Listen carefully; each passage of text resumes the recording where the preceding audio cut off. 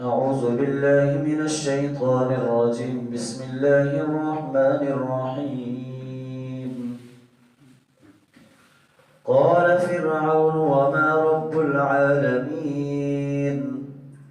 قال رب السماوات والأرض وما بينهما إن كنتم موقنين. قال لمن حوله ولا تستمعون؟ قال ربكم ورب آبائكم الأولين. قال إن رسولكم الذي أرسل إليكم لمجنون. قال رب المشرق والمغرب وما بينهما إن كنتم تعقلون. قال لئن اتخذت إلها غيري لأجعلنك من المسجونين. قال أولو جئتك بشيء مبين؟ قال فأت به إن كنت من الصادقين. فألقى عصاه فإذا هي ثعبان مبين، ونزع يده فإذا هي بيضاء للناظرين.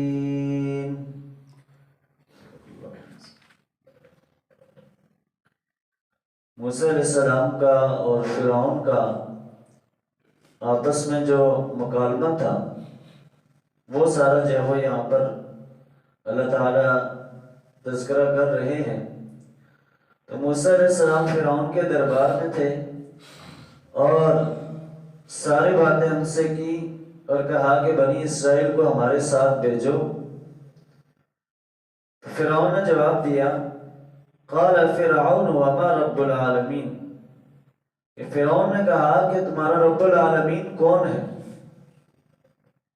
جو پچھلی آیات کے اندر موسیٰ علیہ السلام نے کہا تھا کہ ہمیں اللہ رب العالمین نے ان رسول رب العالمین، کہ ہمیں اللہ نے رب العالمین نے ہمیں رسول بنا کر تمہاری طرف بھیجا ہے.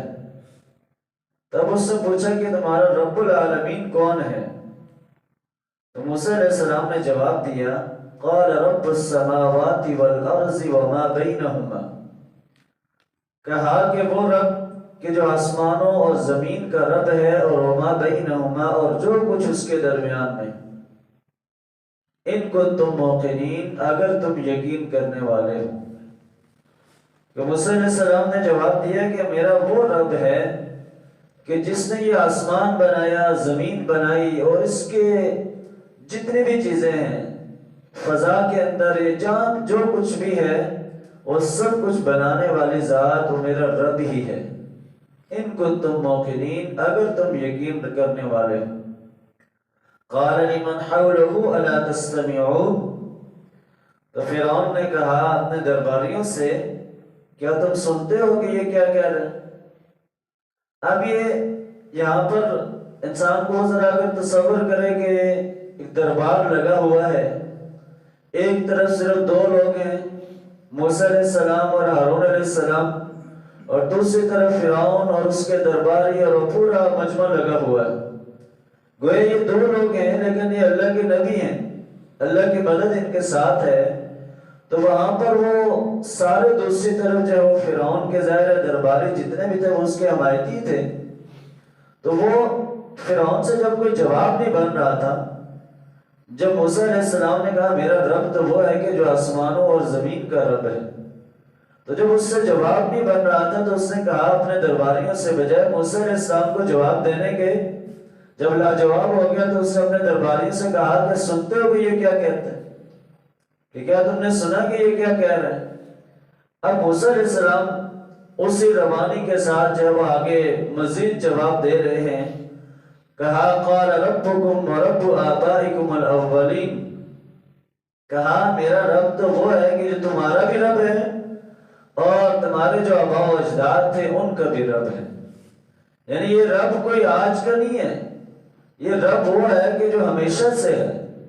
یہ وہ رب ہے کہ جس نے تمہیں بھی پیدا کیا ہے اور تمہیں بھی سب کچھ دے رہا ہے، اور اس کے ساتھ ساتھ جو اس سے پہلے جو لوگ گزرے ہیں جو تمہاری نسل میں سے تھے، جو باقی لوگ تھے، ان سب کا وہ رب ہے۔ قال ان رسولکم الذی ارسل الیکم لمجنون، تو فرعون نے کہا کہ بے شک یہ جو تمہاری طرف بھیجا گیا ہے یہ الیکم مجنون، مجھے یہ جو ہے وہ مجنون لگتا ہے کہ موسیٰ علیہ السلام کو بجائے، یعنی دلیل اس کے پاس کچھ نہیں تھی، بجائے وہ جواب دینے کے وہ اپنے درباریوں کو اور باتوں کے اندر جو ہے وہ الجھا رہا تھا اور باتیں جو ہے وہ کر رہا تھا، اور اس نے موسیٰ علیہ السلام کو کہا کہ مجھے یہ دیوانہ اور مجنون لگتا ہے۔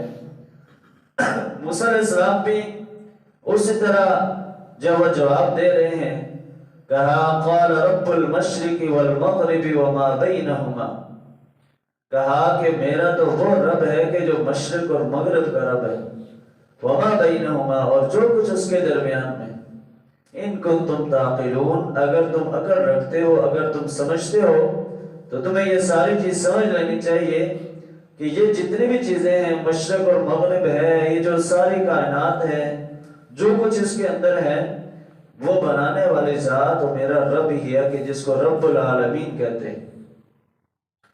قال لئن اتخذت الہا غیری لأجعلنک من المسجونین، اب اس نے فرعون نے کہا کہ اگر تم نے میرے علاوہ کسی اور کو معبود بنایا تو لأجعلنک من المسجونین، تو میں تمہیں جو ہے وہ قید میں ڈال دوں گا، کہ میں تمہیں قید کر دوں گا۔ تو موسیٰ علیہ السلام نے جواب دیا، قال اولو جئتک بشیء مبین، کہا کہ اس کے بعد بھی کہ جب میں تمہارے پاس کوئی واضح چیز لے کر آ جاؤں، گویا کوئی نشانی لے کر آ جاؤں، تو اس کے بعد بھی قال فأت به ان كنت من الصادقین، تو اس نے کہا کہ لے آؤ اگر تم سچوں میں سے ہو، کہ یعنی اس نے موسیٰ علیہ السلام سے یہ کہا کہ کوئی ایسی نشانی، کوئی معجزہ دکھاؤ پھر، کہ اگر تم جو ہے وہ اپنے آپ کو جو ہے وہ اللہ کے نبی رسول کہتے ہو تو پھر لے آؤ۔ تو موسیٰ علیہ السلام نے پھر اس وقت اپنے جو اللہ تعالیٰ نے ان کو معجزات عطا کیے ہوئے تھے وہ معجزہ دکھایا، فَأَلْقَى عَصَاهُ فَإِذَا هِيَ ثُعْبَانٌ مُّبِينٌ، انہوں نے اپنی عصا لاٹھی پھینکی اور وہ ایک بڑا اژدہا بن گیا۔ یعنی یہ موسیٰ علیہ السلام کا معجزہ تھا کہ جو کہ اللہ تعالیٰ نے ان کو جو ہے وہ عطا کیا تھا، کہ ان کی جو لاٹھی تھی جو اللہ تعالیٰ نے جب وہ ان کو یہ حکم دیا کہ زمین پر پھینکو تو وہ سانپ بن جاتا تھا۔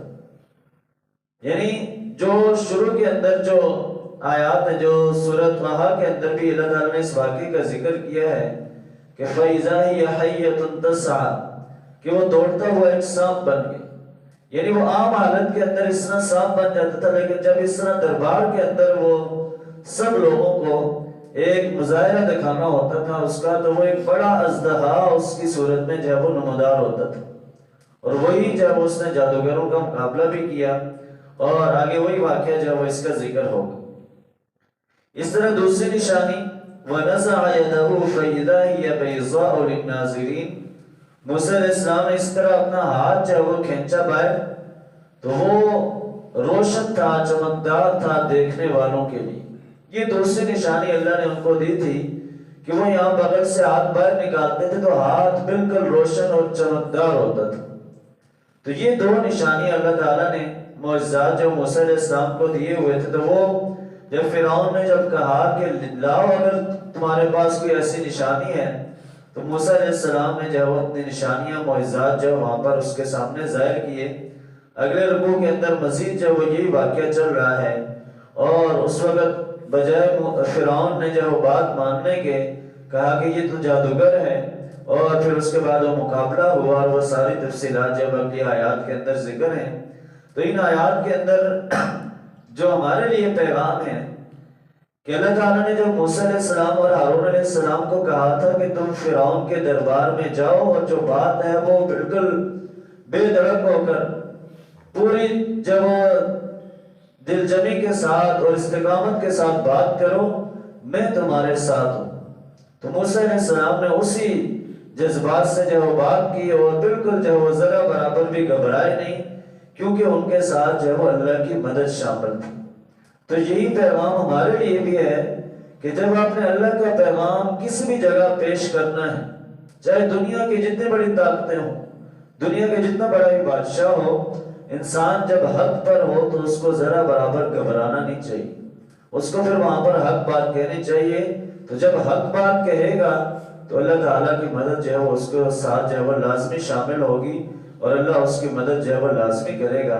اللہ تعالیٰ سے دعا ہے کہ اللہ تعالیٰ ہمیں ایسے ہی معلومات قرآن و سنت پر عمل کرنے کی توفیق عطا فرمائے۔ ربنا آتنا فی الدنیا حسنہ وفی الآخرۃ حسنہ وقنا